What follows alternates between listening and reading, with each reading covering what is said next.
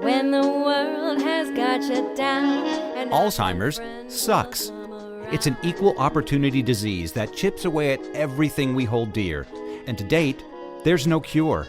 So until there is, we continue to fight with the most powerful tool in our arsenal, love. This is Love Conquers Alls, a real and really positive podcast that takes a deep dive into everything Alzheimer's, the good, the bad, and everything in between.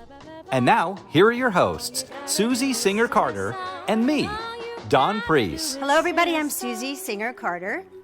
And I'm Don Priest, and this is Love Conquers Alls. Hello, Susan. Hi, Donald. How you doing? I'm tired. How are you? God, that's so coincidental. Because I'm exhausted. Through. Huh? I know. Oh my God. I know it. I mean, why are we exhausted, Don? We're exhausted because there's so many reasons. But one of the main reasons is we are just in full force going towards this documentary. You know, I know that you're living it 24/7. I'm living it 12/7 because the other 12 I'm working on my other job. I know. You might hear a cougar in my house, but it's not really a cougar. It's a 5-pound dog that sounds like a cougar. Just letting you know out there. Yeah. Let me guess. We're working on Gidget? Yes, Gidget, the diva cougar. So we're working on No Country for Old People.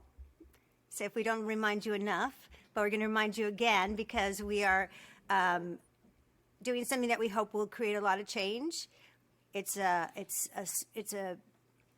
expose, more or less, about our broken healthcare system, which I personally experienced last year for 6 months straight, and I had no idea how broken our system is and how it is affecting every aspect of it, and it's not just the patients or residents living in assisted living or long-term care or nursing homes. It's the doctors, it's the nurses, it's the providers, it's everybody that's involved in the industry of, and it really is an industry because it's run by corporations now, and it's run by people who have profit over, their goal is profit over people, which is incredibly tragic and the opposite of humane. And so we need to make this change. And so if I keep talking about it a lot, it's because it's very important, and it's because I didn't know. So, and I don't think unless you're in this business or unless you get pushed into somebody that needs care, and that's when you find out. And that at that point, it's a little bit too late. So that's why I'm hoping to take what I went through and share it with all of you, and let's prevent other people from suffering like my mom did last year. So that's what we're doing. And through this project, like every tough road brings you more experience and closer to the path that you should be on. And that's why I really believe that, and that's why I'm meeting such extraordinary people. Every single path, like my mom and the girl. Remember, Don? We met so many great people. It's kind of like the Wizard of Oz. You're really kind of like Dorothy, and just meeting all these magical people along the way. Better, maybe a little better than scarecrows and tin men, but I like the scarecrow. It's really it's a great journey with the scarecrow, And he had a brain in the long run, so it's all good. We all have it. We have heart, we have brain, we have courage, and we courage. But we do. We really are. We can be really strong when we have to be, that's a great metaphor, Don. I like that you brought up the Wizard of Oz, because you can use that. We walk through life. We don't realize that we have the brains, we have the heart, and we have the courage to make change and do the right thing. And that will lead us home, which is where the heart is. Because there's no place like home. Wow, let's go with a few more of these.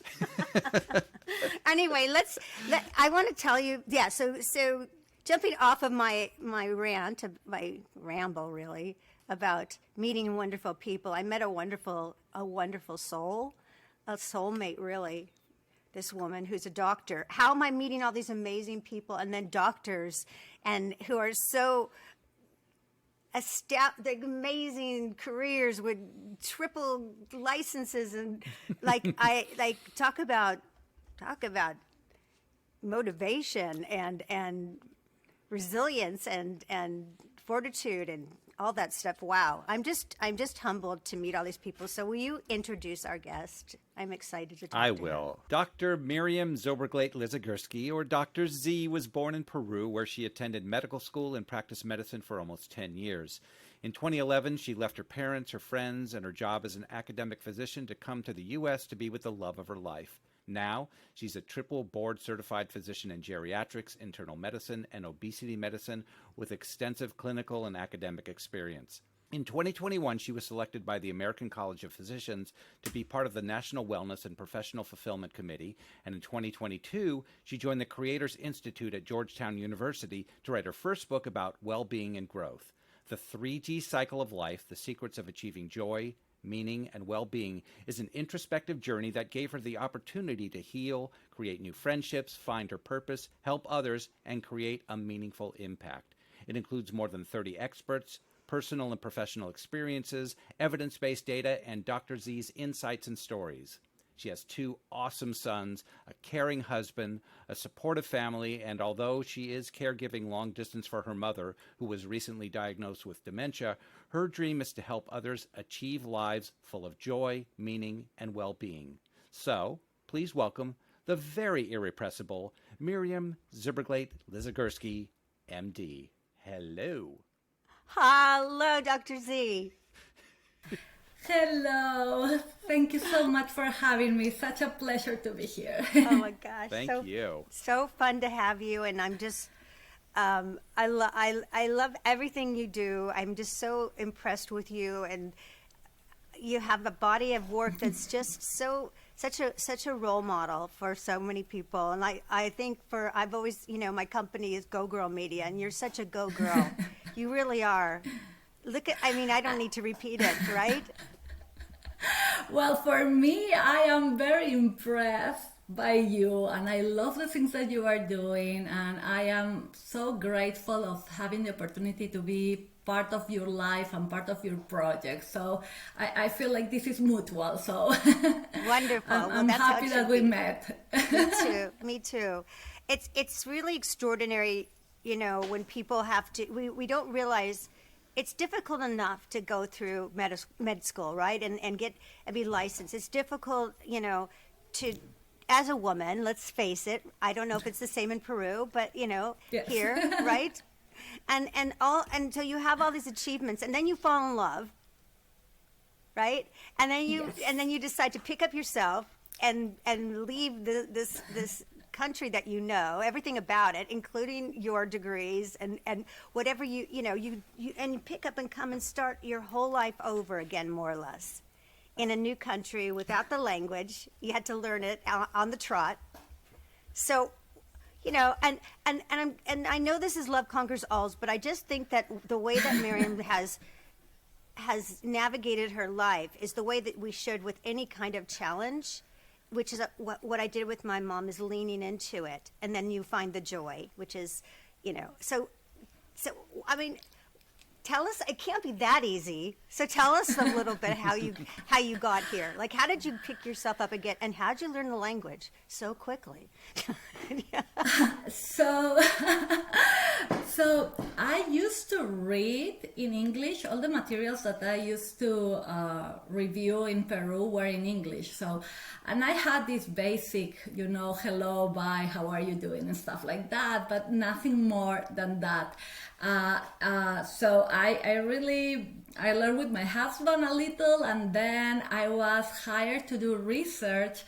And in my office, I was only interacting with 2 medical students from India that were not able to speak Spanish, and this is in Miami. So in Miami it was very difficult to only speak English, except that you sit me with someone from India. So they not only became very good friends of mine, but really they helped me to improve my English. And I feel like my patients were very, very kind also, and my colleagues and my mentors. It's a little to, jump into the pool knowing that people will not be judging you, but will be helping you. And suddenly you are speaking English. Of course, I can even recognize when I make a mistake, and I'm like in retrospective, like, I said something wrong right now. Too late. And Grammarly is wonderful. I'm doing some advertising That's without great. intention. We all benefit from Grammarly. But let's say that makes me look more professional now when I write. And yeah, the English probably was the less difficult part. The most difficult part was to leave my parents. I was very close to them. They didn't want to join me in this trip, so they stayed there. Even I really try. And it was scary also to start from zero my career, not knowing that I will be able to make it, because the percentage of people that applies to these residency programs and is able to go again and recover their careers is not super high, especially when you are older than the average. Was my case after 10 years of being a physician in my country. But I guess a little of luck, a little of pushing hard, and a lot of support. I had the support of my family, and I believe that's the reason why I am where I am right now. I agree. That's amazing. So the other thing that interests me is that you have 3 different focuses, right?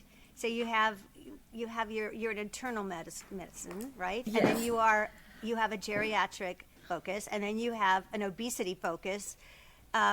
Let's ask you why obesity? Because how do you fall into that? Because they are not disconnected, they are absolutely connected. Internal medicine is just knowing how your body works in general.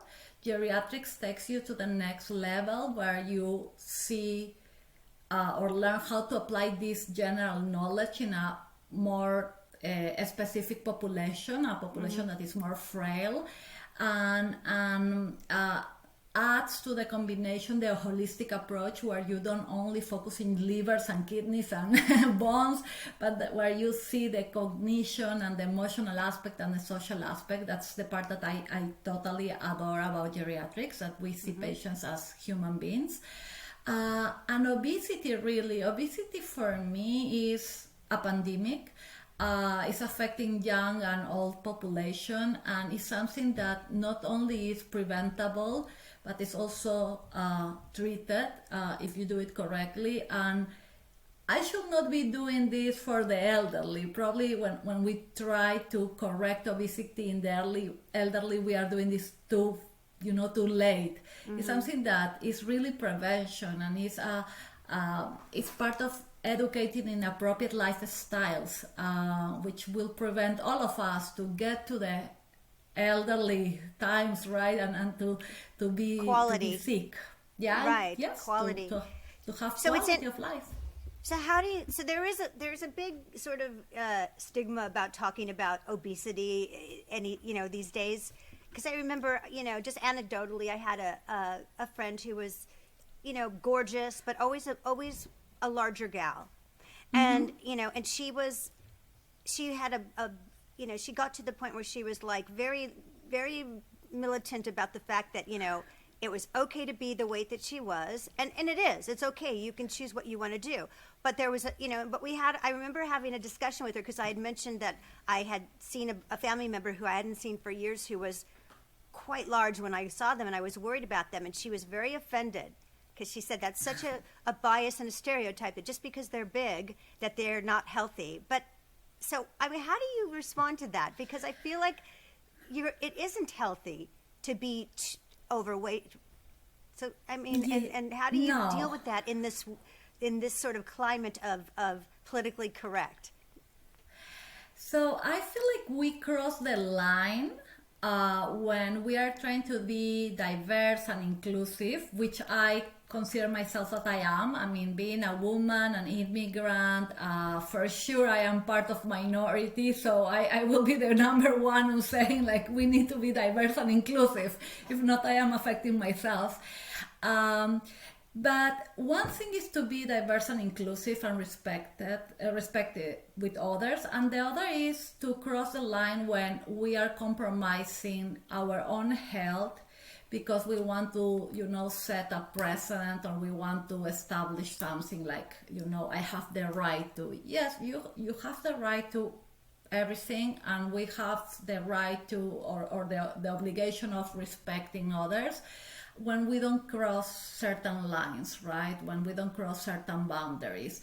And when someone that has a medical condition, because obesity is a medical condition, and that's the wrong perception, we transform obesity in the way that you look. Right. In how sexy you are, right? How nice you look for others, or your size. But obesity is not how you look. Obesity is a medical condition that reflects that your metabolism is not working well for some reason, and that will carry medical conditions as a consequence that will affect your quality of life, because you will live with back pain, knee pain, that will increase your risk of having diabetes, of having cardiac problems, of having cancer and strokes, and even dementia. So yes, I have the right to be green. I understand you want to be green, you want to be yellow, you want to be purple. I understand, but when you are trying to fight for your right of being green or yellow or whatever, are you compromising your own well-being? Right. And are we putting out the wrong message? Are we putting out the wrong message? The message is, yes, to accept yourself, and you can make the choice if you want to compromise your health because that's what you want to do. That's okay. But it is a fact, like you said, there's a line that when it becomes detrimental to your health. And so it's right to worry about someone that you love if they've crossed that line. Yes, however, society created this monster. Society created this monster when we started to really stigmatize obesity, right? And we started to, okay, that person will not be invited to the party, and that person will not find a nice dress in the store. So we created in society an environment that is toxic. And what we are seeing right now is a reaction. Individuals that suffer from obesity are reacting and trying to defend themselves against the aggression, right, of the environment. Right. And I understand that. I guess that my point for them is do not put yourself in a situation that is dangerous just to make sure that you are respected. There are other ways where you can, reclaim the rights that you have to be treated with respect beyond how you look, beyond the color of your skin. This is different than when we talk about someone having an accent, like in my case, or being from one religion or other, or having one color of skin or the other. We are talking about, this is about your life, this is about your health. And I feel like we need to reassess what we are doing with obesity and the messages that we are sending, because the consequences are really tragic, and we will keep seeing them. We started now to see them, but what 10, 20 years from now, we will have a very high level of patients with disabilities, because obesity will not kill you, will turn you into a disabled person, a person that is suffering, a person that is not able to work. And at that point, we as a community, as a society, we will suffer too. Right. Thank you. Yeah. I mean, we have to define it. We have to define what obesity is, or what, because there is the physical, what we look and we see. And then there's some people who probably don't even look and they're probably health compromised and we don't know it. So how do we define that? I love the question, and I was actually planning to answer to that when you asked. Yes, I feel like there's a big problem in how we define this. And yes, there are methods. Of course, this very well-known BMI, that is the relationship between your height and your weight, which is kind of the standard, not necessarily appropriate for all the groups. For elderly, it's not appropriate. For people from China, for example, is not appropriate because of the characteristics of their body, right? So we cannot necessarily, we have to adapt the numbers that we use. It's not the same that we use in the United States. And then you have these bodybuilders, for example, where they have a very high BMI, that if you see the number, you will call them obese, and then you notice that fat percentage is very low. So we need to incorporate fat percentage and the circumference of your body, your abdomen, to incorporate extra data and really qualify someone as overweight, obese, or morbid obese.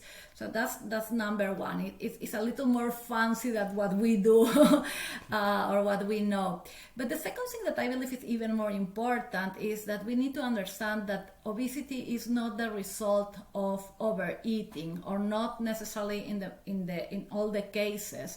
That with the advantage of more technology and genetic assessments and the ability to see receptors in the brain, we have been identifying that there are some conditions that, because of genetic reasons or because of malfunction of areas of our brain, condition individuals to or eat more because they cannot feel full, and they need to keep going, or to have problems with the metabolism. So even if they may not eat a lot, they will gain this weight.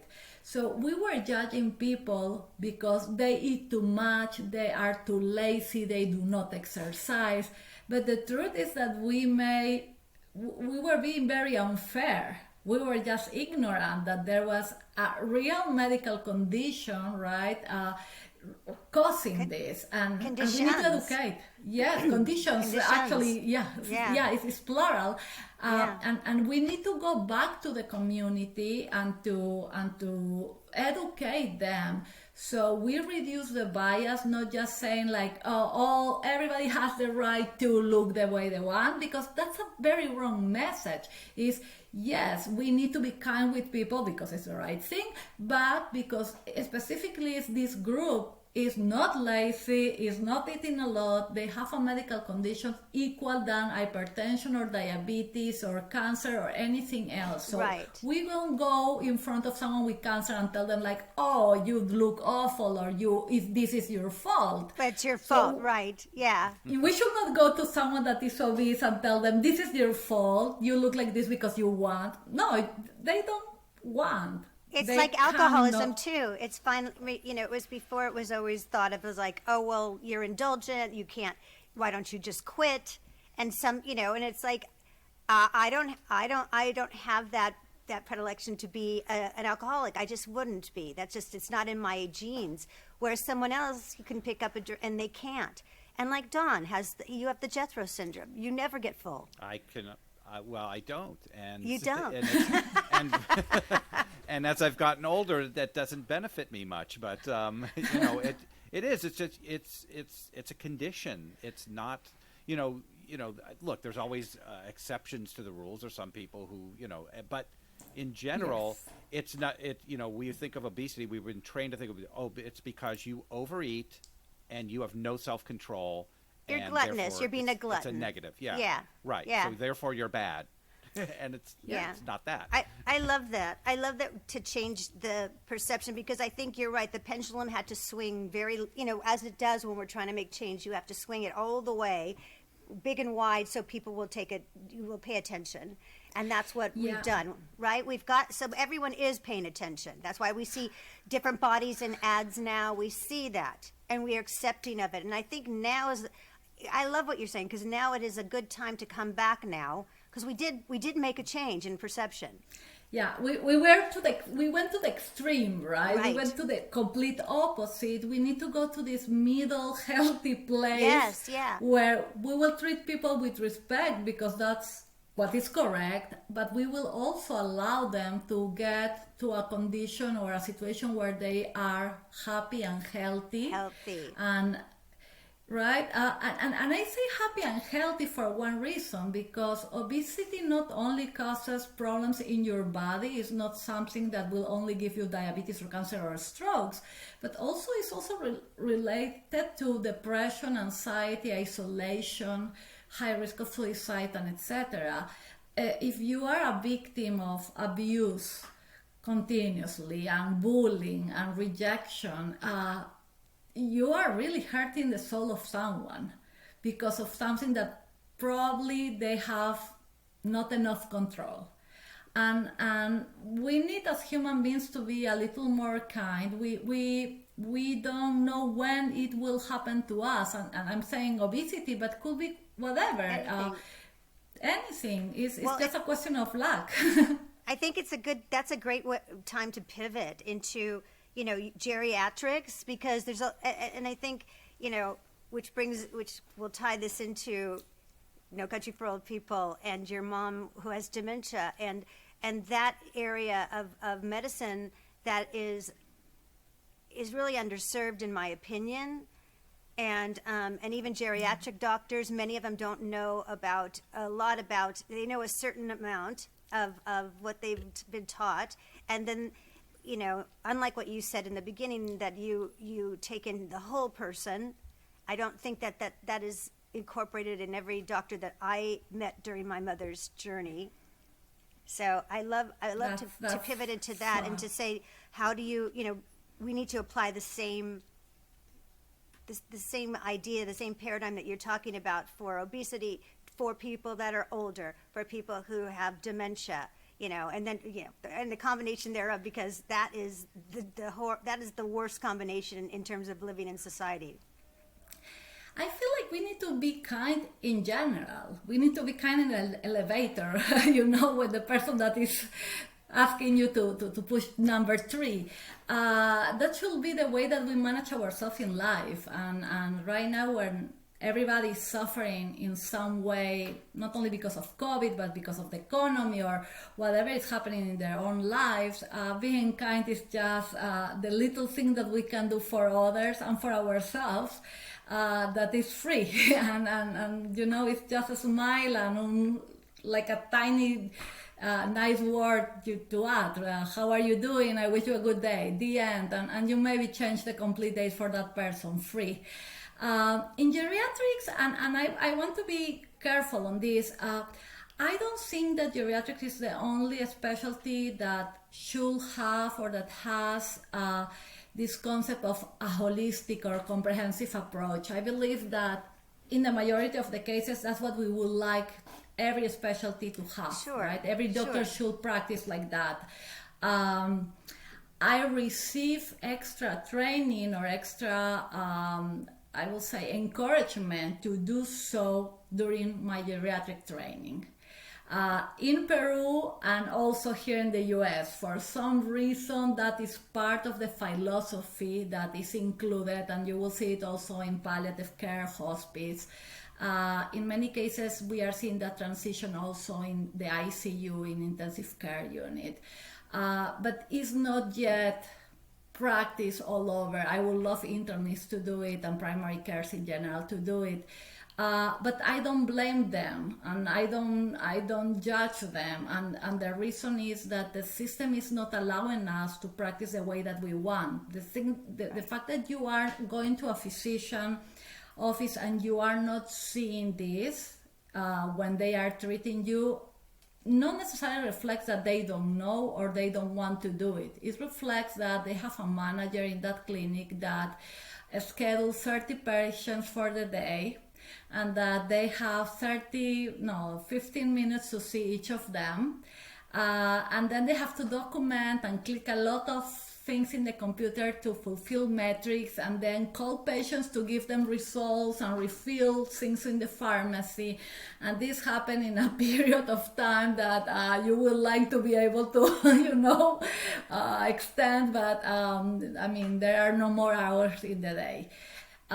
So I have my doubts on how we will fix this, because even you may have motivated healthcare workers, if the other side of the system, right, the administration doesn't get the point that we are not producing, bottles or whatever, that we are really treating Widgets, human yeah. beings.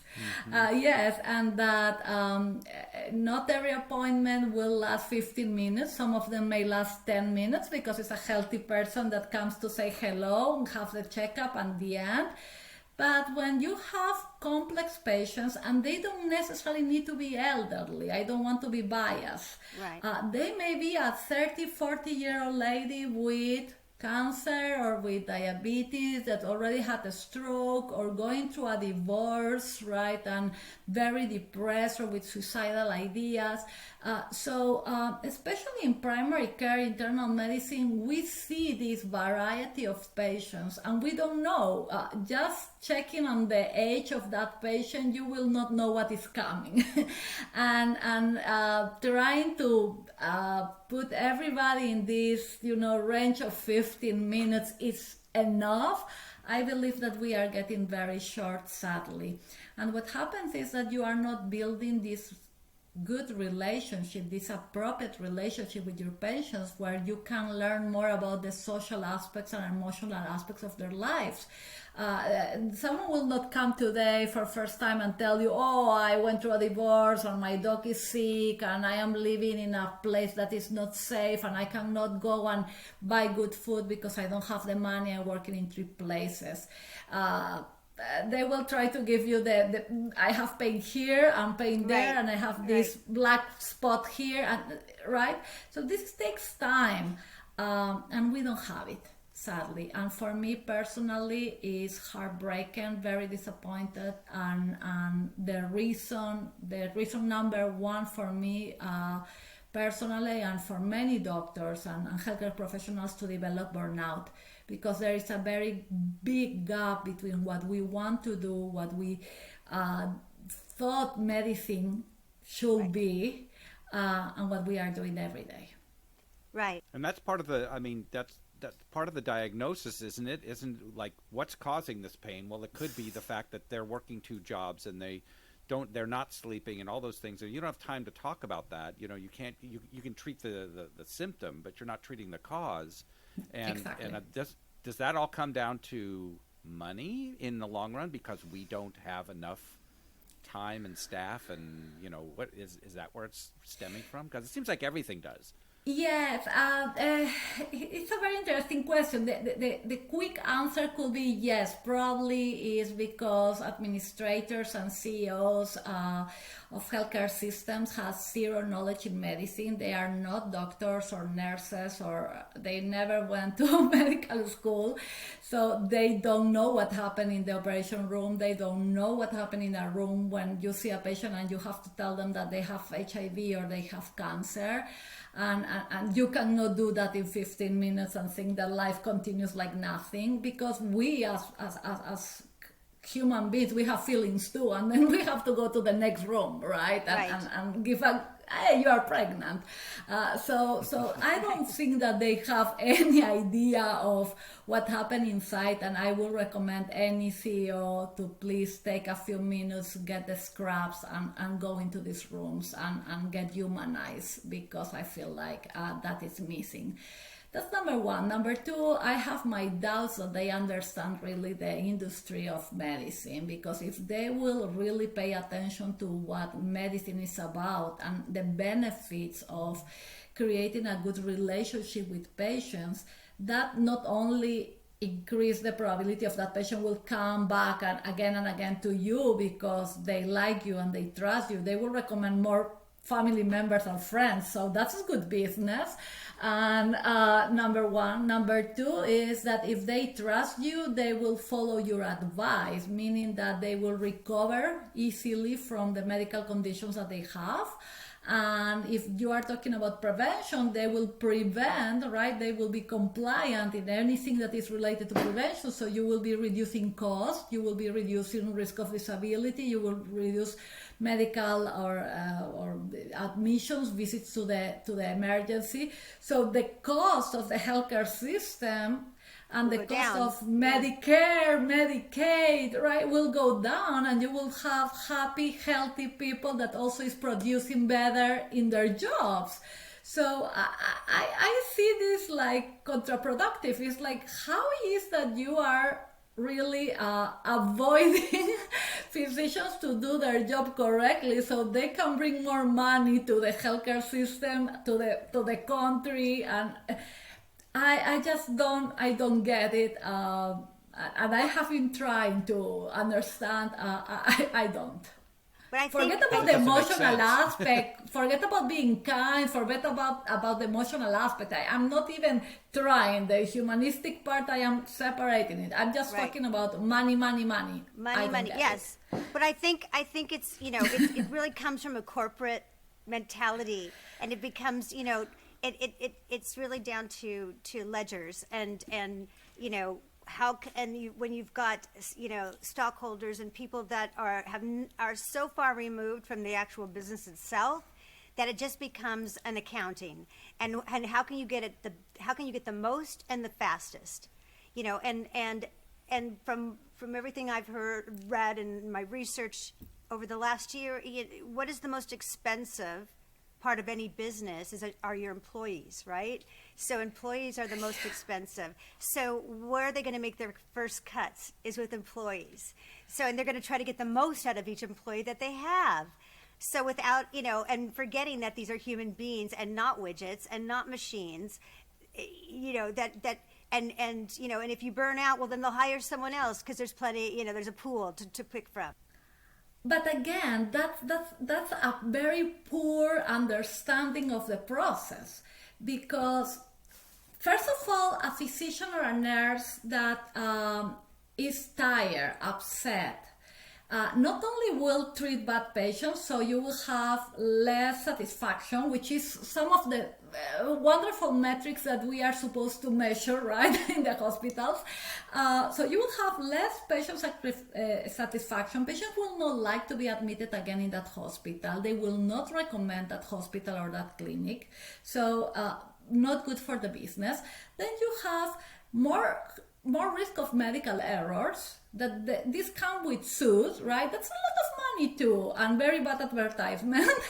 and last but not least, if you have a physician or a nurse that quit their job, right, or that collapse in front of you, and you decide that it's not useful at that point, what you have to do is to recruit. And recruitment and retraining is so expensive that it's not worth it.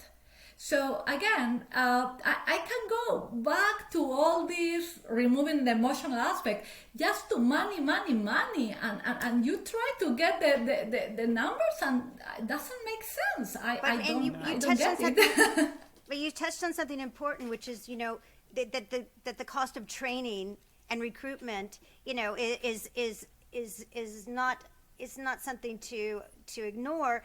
And I think because of that, this is why, and I'm going to, turn it back into long-term care and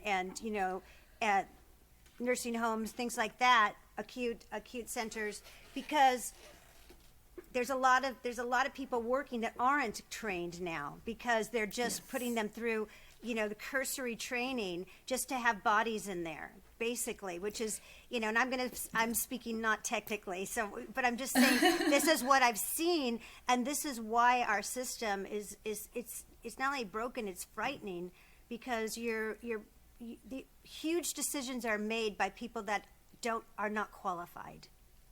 Absolutely, and not only that you don't have enough staff, but the staff is very low motivated and very inappropriately trained. Yes, we are rushing trainees, and we are getting people that is not prepared. I am very respectful with what sadly we call providers, that is this pool of a lot of different professionals put all together under that same, so you have nurse practitioners and PAs and etc.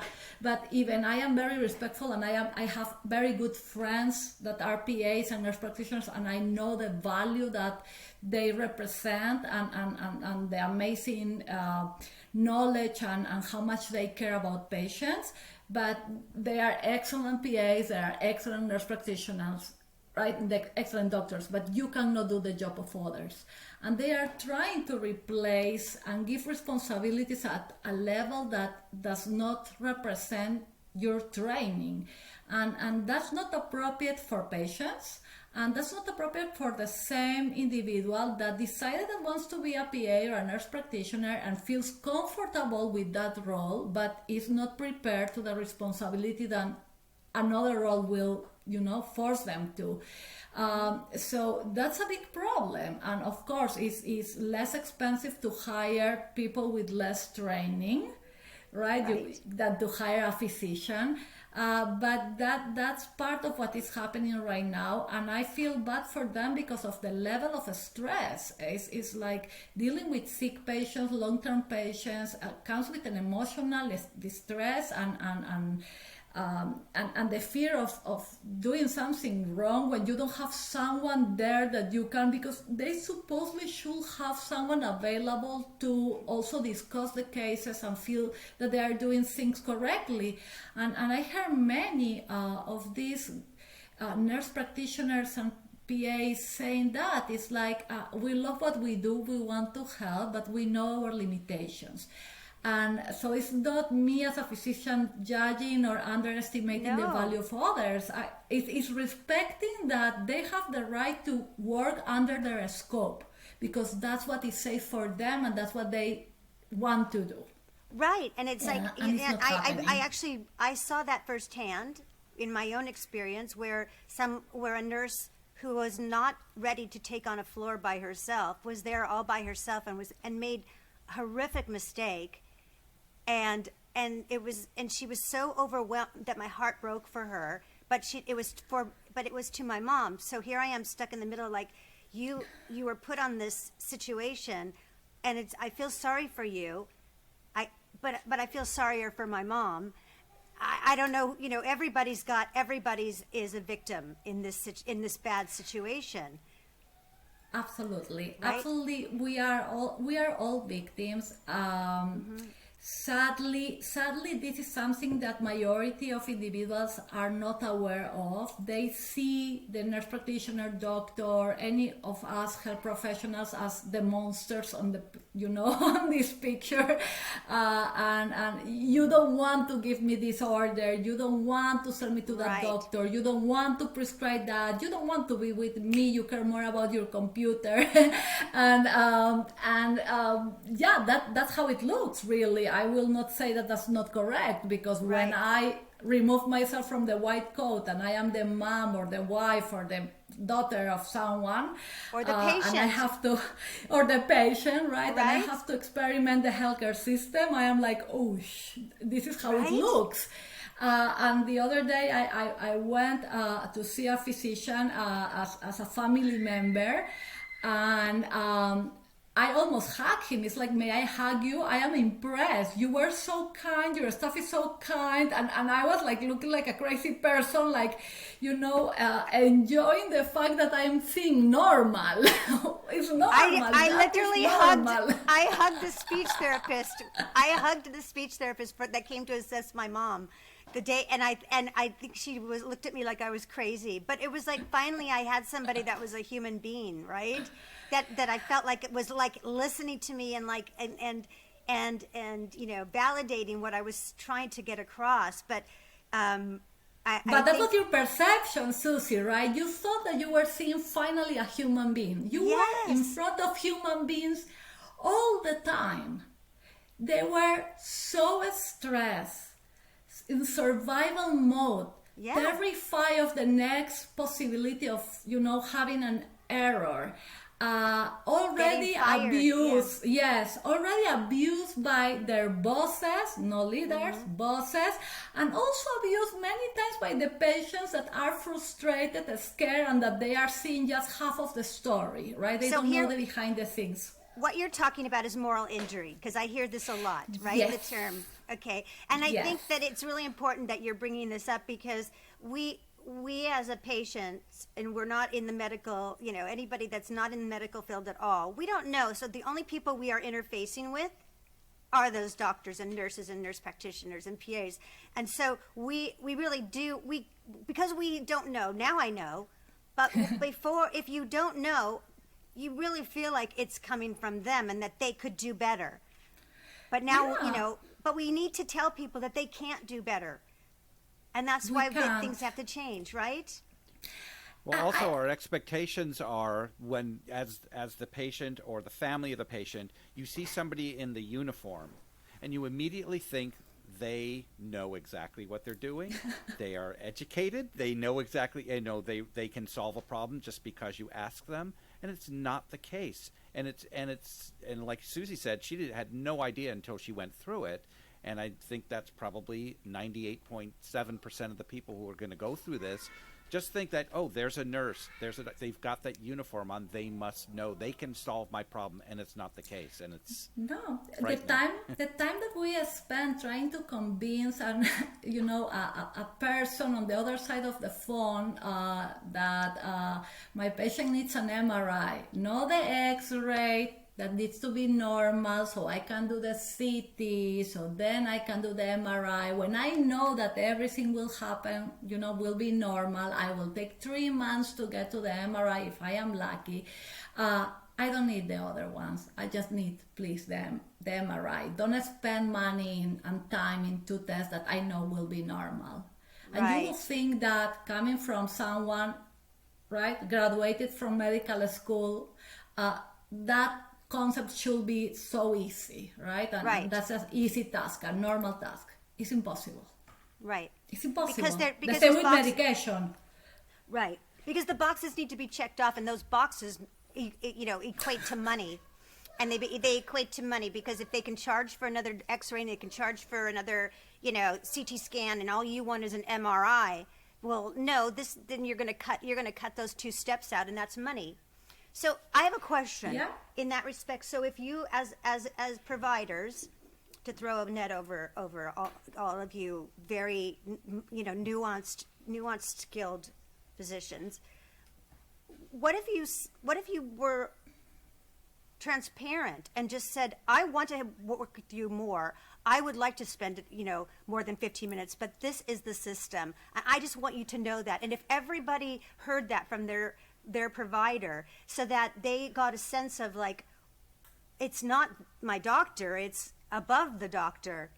I mean, I think that maybe the doctors can be more transparent, or does that put their jobs in jeopardy? Yes, it does. Retaliation, for sure, retaliation, that's clear.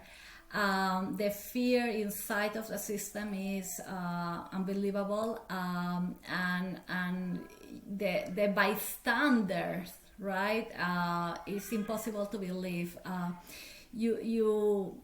Yeah, it's surprising. It's very depressing, actually, to see how much people is ready to tolerate to keep their jobs. And I understand why also, because if you have kids at home, if you bought Right. recently a house, if you have parents that are elderly and you need to take care of them, I get it. You have no choice.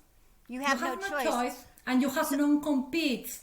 And I don't know if you are aware of non-competes. Non-competes are things that you sign in your contract that really limit your ability to find a second job, right? If you quit your job, you depending on your specialty and the type of non-compete, you may need to move from not only your city, but the state to practice for X amount of years in another state. So you can be a doctor and earn some money, and then 2 years later or 1.5 years later, you can come back and reunite with your family where you are. That makes me so angry, because it's very frustrating to hear that, because it it seems like they've created a system so that it does shackle, for lack of a better word, it shackles everybody's to do their job in a really profound way. So if they can do that, if they can create that kind of a platform, why can't we do that in the way that it works? Because when I talk to people who are professionals, they say, "Oh, it's so broken, it's so convoluted, it's such a web. You can't, we can't pull it apart. We can't, there's just too many pieces." Well, there's always too many pieces. They seem, there's a system in place that keeps everybody staying in this system, so that there is a way to change it, don't you think? I want to think that yes, because the other option is I have to quit medicine, and that's something that I'm not doing. Right. I love medicine, and I refuse to think that I will be miserable doing what I love. So yes, has to be a way. The exactly way I don't know it, but I can tell you something is.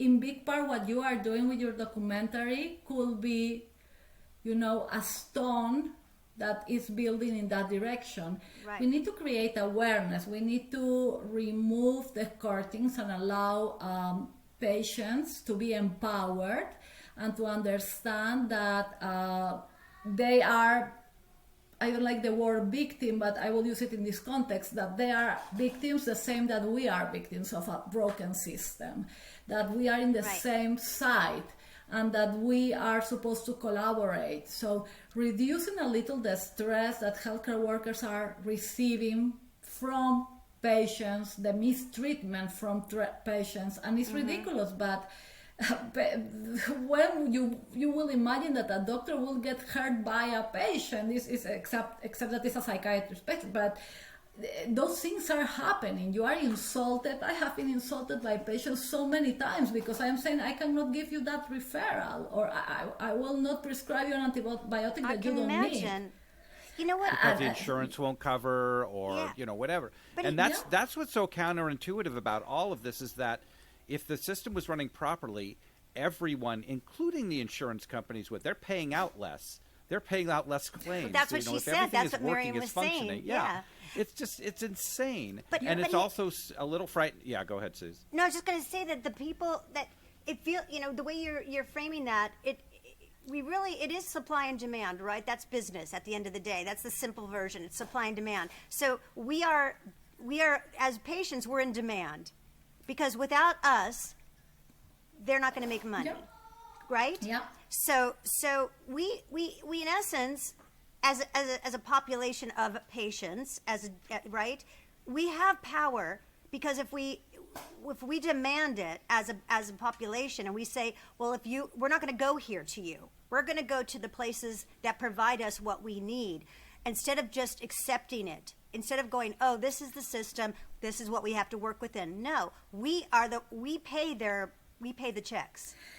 Well, I will tell you something. I see doctors, including myself, kind of as a restaurant, a waitress in a restaurant, or the cooker. You pay the owner of the restaurant, because I don't get the money in the hospital either, right? And I am supposed to give you this delicious food that you will enjoy and you will live happy. You cannot give me a tip. That is illegal in this country, right? But you will.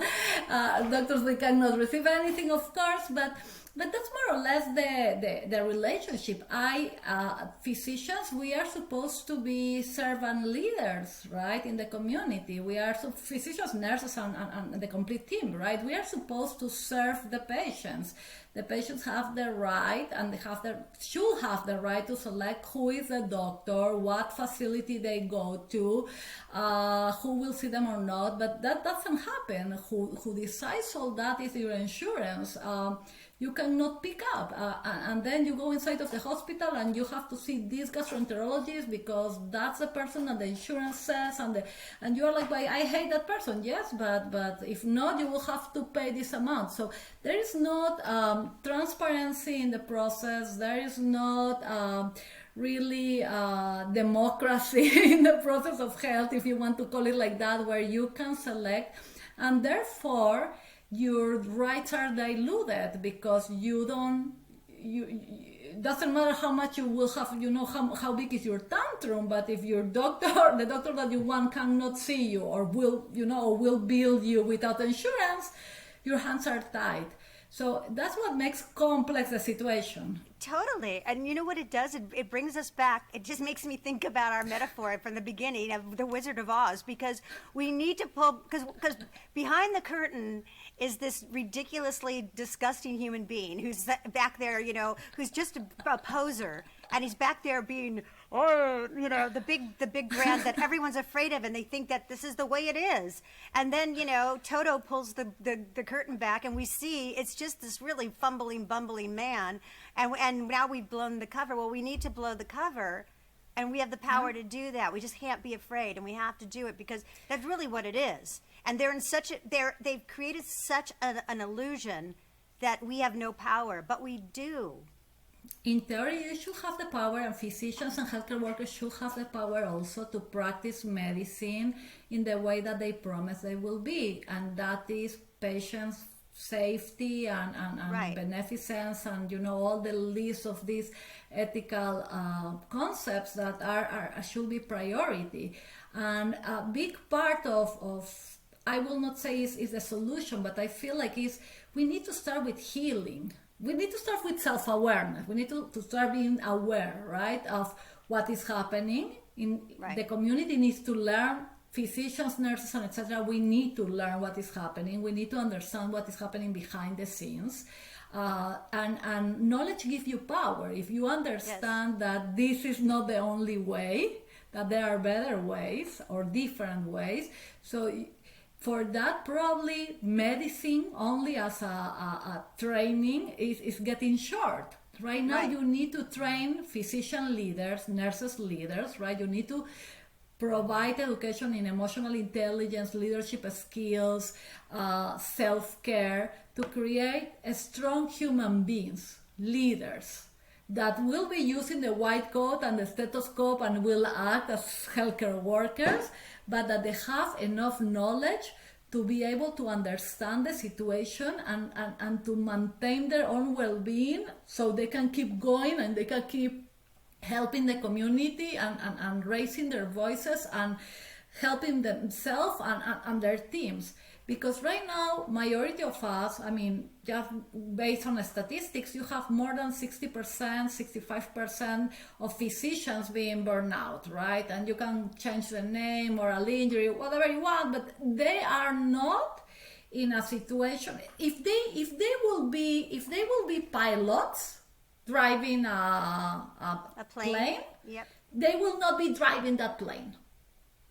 Right. Because burnout means that they have error.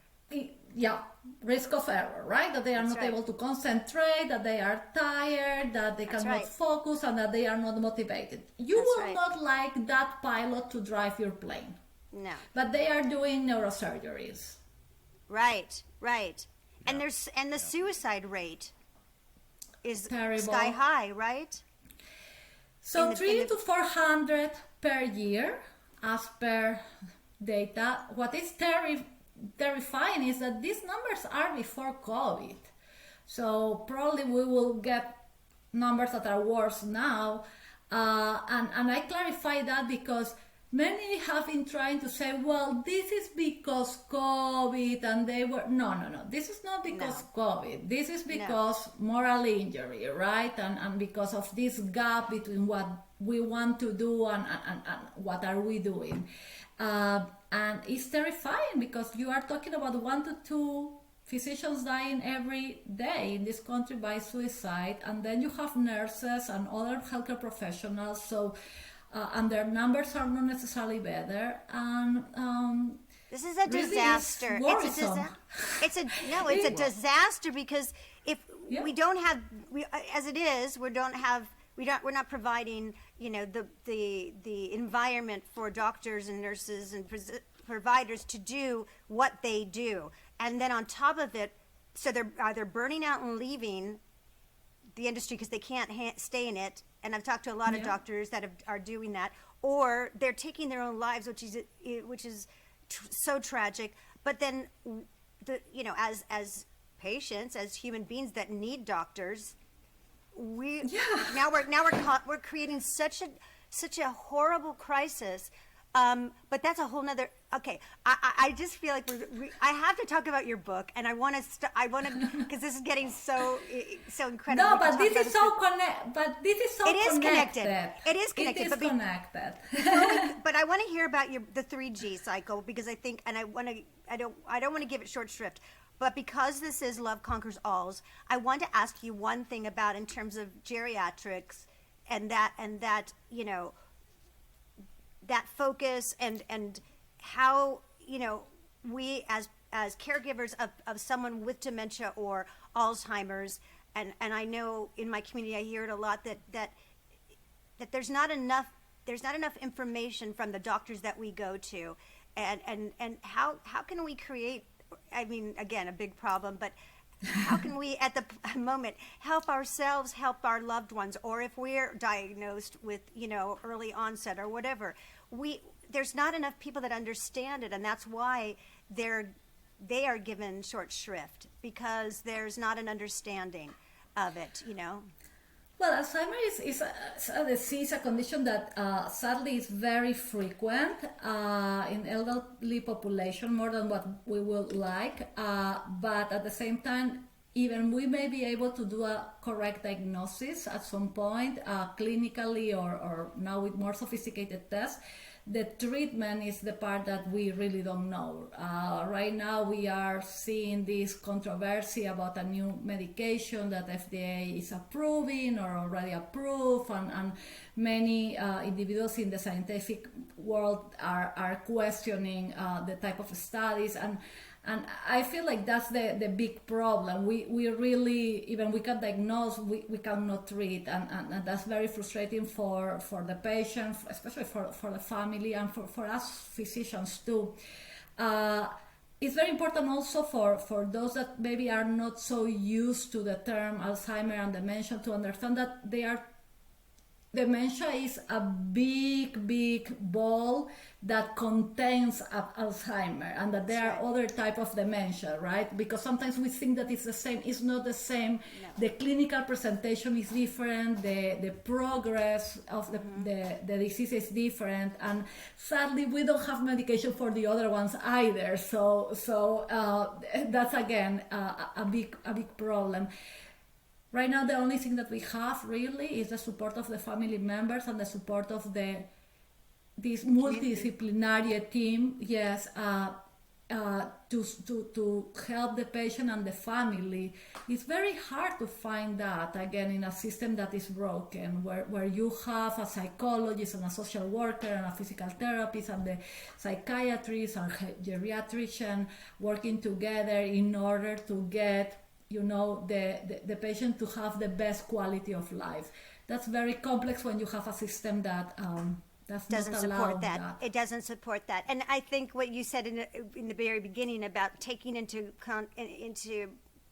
account the whole person. So when you have a misunderstanding of Alzheimer's, and as the physician not having the time to be able to take into account that, yes, it shows up in different ways in different people. Yes, there are similarities, but one case is not every case. That's just the way it goes. So, and because there's no treatment, we as a physician, as physicians, as the team, everyone needs to know that, understand it better rather than dismissing it. I mean, I spoke to a professional who is very respected, on a high level. Yesterday I was interviewing him, and he basically said, well, I understand my grandma had Alzheimer's for 10 years and it was like she was dead already. But that isn't true. That is such a bias and such a stereotype to lump everybody, and just say that they're not worthy or they're not alive. They're basically, so that understanding is just, my heart was pounding yesterday. I can imagine. Because I feel it in different ways, right? I feel it like the granddaughter and the daughter of someone that had dementia. and I feel it like the doctor that decided to study geriatrics in Peru and came to this country and train again in geriatrics. And I didn't do this because I think that elderly, they don't deserve a good treatment or they don't deserve to be respected. I did it because I believe that even until your last day, you deserve to be treated as the human being that you are. How many times we see these ladies or gentlemen that, yes, they may look like they are not there, and maybe they are not. It's hard for us really to say that they can understand or not. We really don't know. Each case is different, as Susie was saying. But if you go back on the story, they created something, or they wrote a book, or they have a street with their name because they saved life. We cannot forget the past of these individuals. We cannot forget that these individuals are our future. Tomorrow we will be them. Tomorrow we could be them.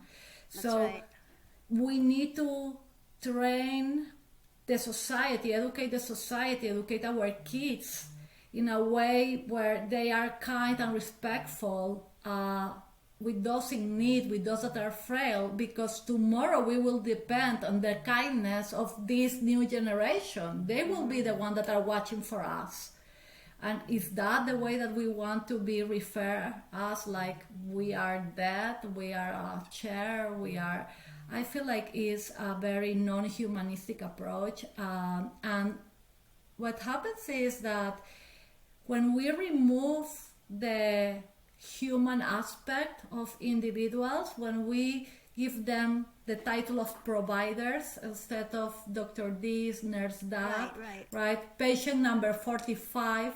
So when we do that, we do it to remove, right, the concept of human. Yes. That's right. And that's easier to treat bad someone that is not a human. Exactly. Right?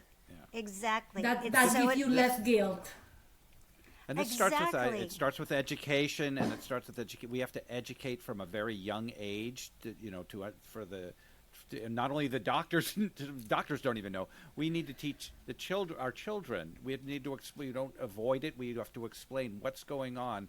We have to demystify it and destigmatize. They're still human beings. They're just different. They're like Susie always says. You can communicate with a baby. They can't speak, but they can understand, and you can do it. And I'm not saying that they're babies, but you have to learn a new way. Well, it's just that they've lost skills. They've lost a certain level of their brain, but there's other parts of their brain that are working, and so and they're very and it's meaningful because to the day my mom died, even without when she started to lose her speech, she was still speaking. And even in a different way, you tune into them, and you can. My mom would laugh, she'd cry, she'd swoon, she'd kiss, because those are emotions, those are feelings, those are instinctual. Those will never go away. They're there. Yeah, and again, we need to treat people the same way. I mean, my husband and I will repeat that at home all the time to our kids. We need to treat people the way that we want to be treated, right? And we need to lead by example. I see my mom today going through this, and the first thing that comes to my mind is that she took her mom to our house when I was in medical school. She moved her, so she was living with us, and my mom took care of her mom with dementia until the last day. And my sister and I, we were part of this process. It was a family, a family commitment that they are, my Boba Rosa was my best friend, and we loved her until the last day. And my kids that never met her, they talk about my Boba Rosa, my grandma Rosa, and they know that about her, and they love her. And there is nothing wrong about having feelings. There is nothing wrong about going through the sad process and the grief, especially when you know that you are doing your best, that you are trying your best, and being respectful and kind. The other, we can question and we can, be respectful and open-minded with those that believe that, yes, they can hear us, they cannot hear us. It sometimes will be, challenges in proof that one thing or the other, except that we do neurotests and with the images and etc. But beyond that, that person is still a person, is still your mom or your dad or your friend. And now is when you show how much you love someone. In parties, in celebrations, in good times, it's very easy to be there or to be surrounded by a lot of people. The question is, who is with you when you are in your most vulnerable stage? Absolutely. Amen. And that's But how do you important. how do you as a physician, because you have 40 patients and you don't, how do you, especially with somebody with Alzheimer's, how do you get to know them enough that you spot things like Susie saw things in her mom that the nurses, the doctors would never know in a million years how she was doing? How do you do that? Because you don't have the time. You don't. I mean, how do you get past Well, I will refuse to see 40 patients. If someone wants to hire me to see 40 patients, I mean, believe me, the answer is no. I will not do it. It goes against my ethics and my values. So no way. But even when you have a reasonable amount of patients, right, that allows you to stay 1 hour with the patient and know them for a long time, you will not know that person as much as the family member. And that's why one of the most important members of the multidisciplinary team is the patient and the family. Yeah. And we cannot ignore that. And when you see a geriatrician talking about multidisciplinary or holistic or comprehensive approach, you will see the nurse and the doctor and the physical therapist and the, the clerk and a lot. And you will see that in the middle, in the center of this group, is the face of the patient and the family behind them. Why? Because at the end, you need to adapt your therapy to the patient. The patient is the one that is asking, I want fish Right. with this sauce and whatever, right? You need to adapt yourself to what the Right. patient feels and wants. But it's such a struggle because Susie, would tell them, no, you don't understand. This is what she's doing. And they're just like, they kind of go by the book as opposed to by listening to the family member when they know. That's a problem. And But it's it a is the struggle. It's what Susie went through the entire time. And that's a very big problem, and I would like to tell you that this is one case in a million, and sadly it's not one case in a million. We are living in compassion fatigue, empathy fatigue. You have people working just because they have to, surviving day by day. This doesn't, I want to clarify that I don't think that this justify mistreatment or lack of respect or medical errors. No, it just explain why this Why happens. it's happening, But, yes. Yeah, but doesn't justify it, right? This should Right. never happen. But you have, and then you have individuals that are not well trained. Remember something: there are not many geriatricians in this country. Many of them, they don't want to even go there because there are no jobs for geriatricians, because there are no geriatric centers, because there is if you want to work in a hospital, there are not even geriatric doctors to do consultations, because that goes against the metrics of the hospital. A patient will have to stay longer because needs physical therapy and needs evaluation of this and that mess up cost the effective. metrics.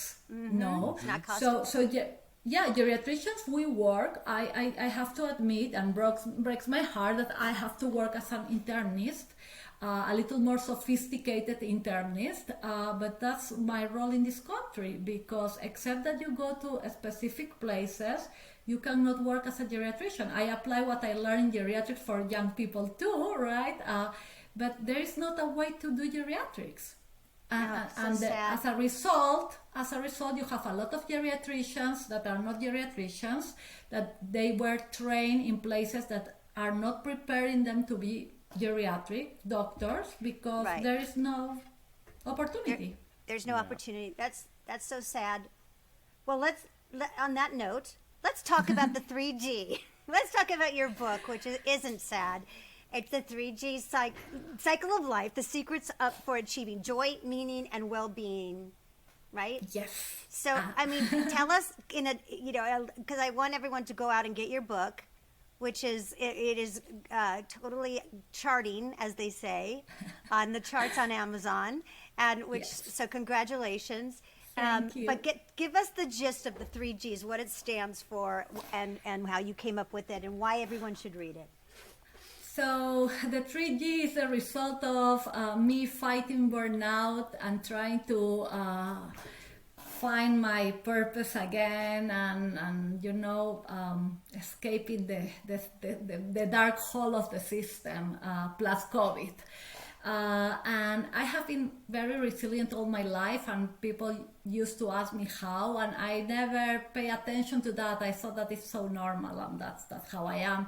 During COVID, and with everything that was happening in my life, I was not able to leave this to good luck, right? I was supposed to understand what is happening, how I do it, how I replicate this, and get the help that I needed to make sure that those around me will be okay too.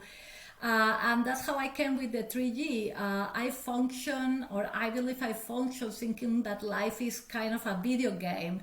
I go level after level, and I don't think that I die. I see a lot of other, hearts in the game that give me extra life, and I learn the new tricks, and I adapt, and I try again and again till I am able to, get more savvy and go to pass the level and go to the next level. So that's the concept of the 3G cycle, is life as cycles, one after the other, and the components for the cycle are the components that I found that are keeping me alive and directed. And they are, first of all, goal. I start every process thinking about what is my goal, what do I want to achieve, and could be something mandatory, finish medical school or get married or have kids, whatever society forces you to do, but could be write a book or go to Italy, something that could be a dream. And then to be able to continue through the cycle, I need energy, this fuel, right, that I call grit, which is a second G, goal, grit. And sometimes comes from inside myself, and sometimes it's people cheering me up, like, you can do it, right, which is also very important. I need it. And you will see that at the end of the cycle, you will achieve your goal, and you will close with a second, right? With that G from goal. But the truth is that majority of the times in life, we don't achieve our goals, or not the way that we expected or the way that we wanted. And many times what happened is that we change our mind, and that red Ferrari that was important when we were 15 is not so important when you are 40 and you have to take your kids to soccer, right? And you need a van. So we may adapt even our goals, and that doesn't mean that we are failing. It's just that we are growing, and we are learning something new, and we are developing new skills, and that's the last G from the 3G cycle, growth. So goal, grit, growth. And I use that perspective to navigate different catalysts in life that could accelerate the process to achieve our goals, or that could, make us go challenge after challenge. And I was very lucky to interview more than 30 amazing individuals, from medical students to lawyers, Buddhist monks, Wall Street people, professional athletes, and 4 continents involved. And they were sharing their stories of challenges and their opportunity to grow after adversity. And they were sharing also their knowledge and explaining different techniques that they use, that after I investigate them, I back up in the book with some evidence, scientific evidence to explain why they work and why they could work for you too. And in between, I have some of my own stories and stories from my family and my kids and my husband, and I added some art that my kids created for me, so they feel part of the combination. And this is a family. This started as a very lonely journey and ended being a collective journey where I have family members and friends and colleagues and mentors involved. it's I can't think of, I was trying to see if I could remember it, but I posted this quote about, when you're taken off your path and from something, difficult, something very difficult, and we think that we are taken off our path and we're mourning that loss as well, and then you lean into it like anything else. When you lean into something that's difficult, then you realize that it's actually the gift, because it's brought you to a different path that you belong. And so if you can look at the other as not being a loss, but as a door, then you can only win. You can only win. And that comes from, and talking about science, right? What's the science behind this concept? If you think about positive psychology, and they have a concept that is called post-traumatic growth. Normally we talk about resilience. In resilience, you bounce back. So you go in life, this is your baseline, something bad happened to you, and then you go back to your normal. Or if that's not the case, you succumb and you have, depression, post-traumatic stress, suicides. Post-traumatic growth takes resilience to a different level. You get to your baseline, but then you learn from the adversity. You use adversity in your favor. So you don't stay here, but actually you progress. You go to a next level. And what is wonderful about that, and this is perfect, I could use you, Susie, as a perfect example, right? You went through the adversity with your mom, you saw so many things happening, you were able to decide to be cranky and upset and get your tantrum and maybe get depressed or whatever, or you decided to probably go through it also, right? Like, we are humans, we have to go through the process. Yeah. But then you went back, and you could stay in your baseline, you could be just resilient, but you decided to not. I will not stay here. I will use everything that I learned. I will use even the pain in my favor. And now I will grow, and I will do something that is the typical, what happened with people that grow. I will help my community. I will do something. Pay it forward. Yeah, pay forward. forward. And those stories are so inspiring, because you don't need superpower for this, right? You don't need to be Supergirl or whatever. You just need to be a human being with, a clear purpose and in life, and to keep going, and to accept also the help of those that are surrounding you, because we don't grow by ourselves. We grow with others supporting us. And that's what I want to inspire with the book, that we are not victims of our lives, that we cannot live our life complaining of what happened to us. We need to use the things that happened to us in our favor, and we need to keep going, and we need to keep growing. Yeah. Right? Totally. I mean, I feel like everything that you say has one big giant theme, which is the theme of our show, which is love. It all comes from love, right, Dawn? Because we always say this. And you know why? Why? We do say this, that love is powerful, love is contagious, and love conquers all. This was an amazing time. And this, it really does. Today. Listen, look at her. It does. And we have so much more we didn't cover, and we'll do that again another time. But we hope everyone enjoyed this episode. If you did, please like, share, and please, if you can, check out what we're doing with No Country for Old People. We do need financial support. We're not proud. We're going to say it. We do. And it's all tax deductible, 100%. And if you feel you want to be part of this movement, please donate whatever you can. We'll have it in the show notes, and we'll have all of Dr. Z's information in the show notes, and how you can reach her and how you can get her great book. And we love you, and we'll see you next time. Absolutely. Bye-bye. Take care, everybody. Thank you. Thank you so much. All you gotta do is sing a song.